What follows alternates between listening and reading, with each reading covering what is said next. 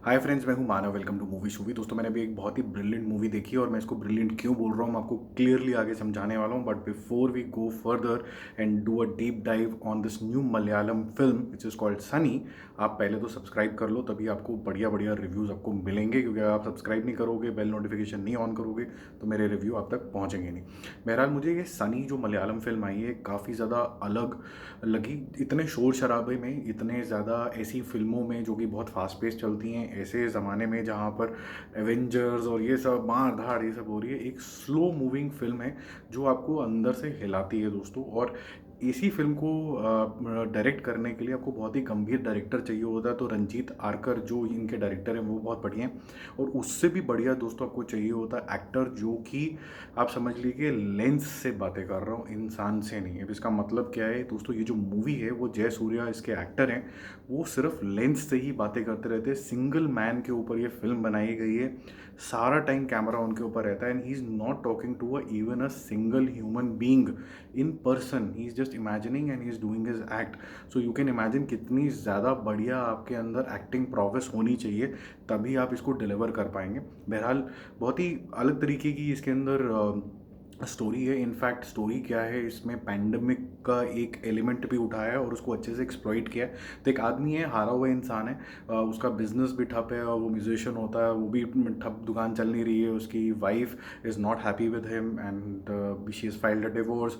At the same time he is a drunkard now. ये सारी दुविधाओं में वो दुबई में है और ये दुविधाएं छोड़ के वो चाहता है कि वो केरला वापस आ जाए। अब केरला गवर्नमेंट कहती है आप आ तो गए वापस, but you have to isolate yourself in a hotel and he takes up बिल्कुल अ प्लश, जैसे बोलते हैं ना, एकदम बढ़िया सा, एकदम रॉयल टाइप का ये होटल के अंदर चला जाता है। बहुत ही सीनिक, बहुत ही मॉडर्न, बहुत ही बड़ा, मतलब बड़े बड़े इसके अंदर रूम्स हैं, बड़े बड़े इसके अंदर बाथरूम्स हैं, टब वब है, उस तरीके का इसका सीनिक है। और साथ में ये थोड़ा सा ना आपको मोनोक्रोमिश टोन का लगेगा, बहुत ही प्रीमियम लगेगा आपको। उस जोन में ये चला जाता है and hoping that he will recover from his trauma.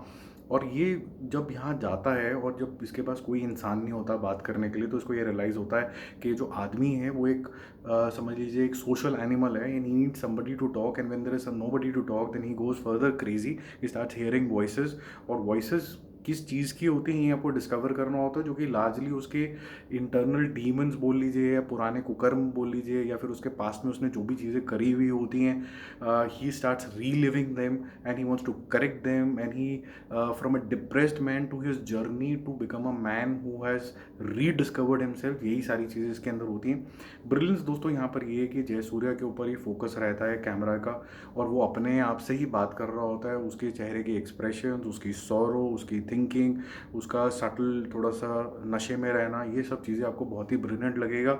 जैसे मैंने बोला, वो अपनी वाइफ मिमी से फ़ोन पे थोड़ा बहुत बात करता है, तो उसकी मनोदशा आपको समझ में आती है कि ये रिलेशनशिप ख़राब क्यों गया।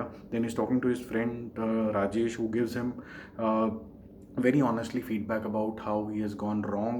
देन डॉक्टर एरेली का बहुत इंपॉर्टेंट रोल है, जो उसकी जर्नी प्लान करती है अकेले डिस्टेंट फ़ोन पे ही, कैसे वो इन गुमनामियों से बाहर आ सकता है। तो ये सारा जो जिस तरीके से डिलीवर हुआ आपको काफ़ी बढ़िया लगेगा, अलग लगेगा। इसको देखो, टाइम देना पड़ेगा। और जिस तरीके से डायरेक्टर ने अप्रोच किया है, पहले आधे घंटे में तो आपको लगेगा कि स्टोरी मूवी नहीं हो रही है, but you have to give time because he wants the viewers also to feel that loneliness that this guy Jai Surya is feeling.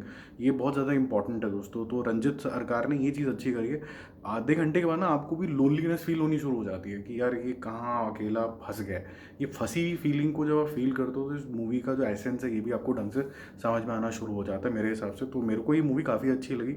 Depth है इसके अंदर, ये हर एक के लिए नहीं है, हर एक को नहीं अच्छी लगेगी। बहुत से लोगों को स्लो लगेगी, मीनिंगफुल नहीं लगेगी। उनको बोलेगा कि हाँ एक इंसान है, सौरों के अंदर है, he talks to himself and comes out of his sorrow to rediscover himself, ऐसा होगा, he is a changed man.